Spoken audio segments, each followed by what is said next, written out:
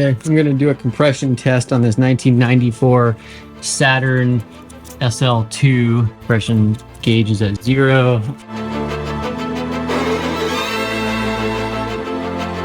190. That's good.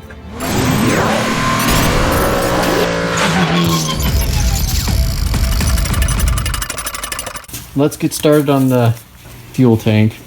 The shop is just out of control with like 5 different projects going on at the same time. I have been coming up with a whole bunch of other different projects like the dirt bike and the scooter and a couple of the other ones that let's see what else we got. The GMC pickup at Saturn. I'm trying to collect these little projects so that we could actually fix some stuff, sell some stuff, raise a little bit more cash for the XTERRAs. I'm gonna try using the GoPro for the first time today. The audio, this is a test for audio. 1, 2, 3, 4, 5. So we did what I read on the internet was gonna be a challenge.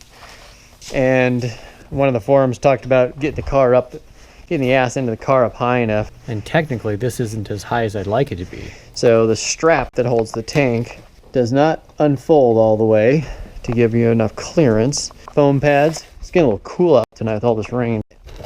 Let's see what we're dealing with under here. Oh yeah, I still have the strap under here. Anyway, let's get this out of here. Well, boys and girls, unfortunately, the GoPro died. The hilarious thing is I just learned something that I really wanted to share. So this is the fancy strap that holds the tank in. So it goes like this.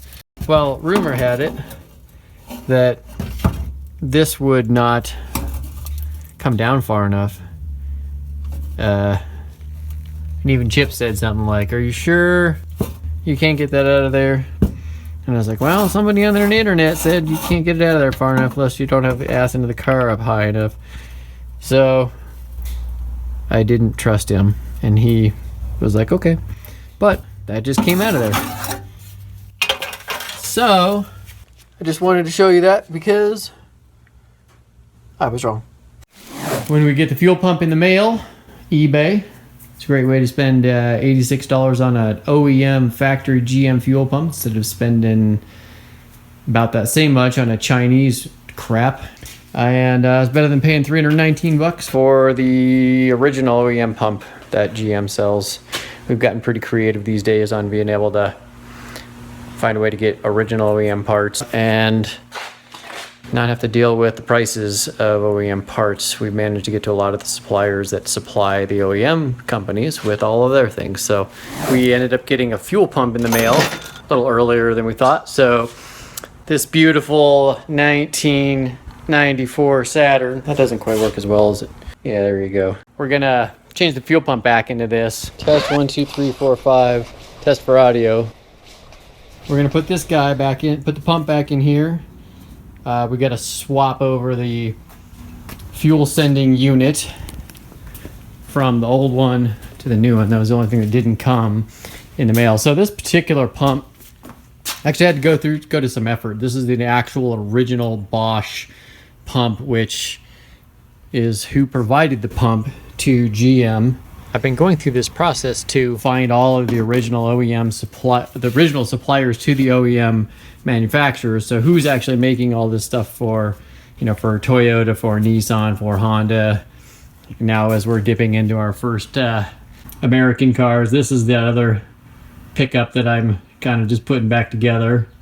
And now of course the Saturn. So but what's ironic is I went through the same difficult process trying to find who made these original pumps. And this was easy. This one. Ironically, this pump cost like $319 from GM. I think it got it shipped here for $86. Small outfit out in Texas had one left.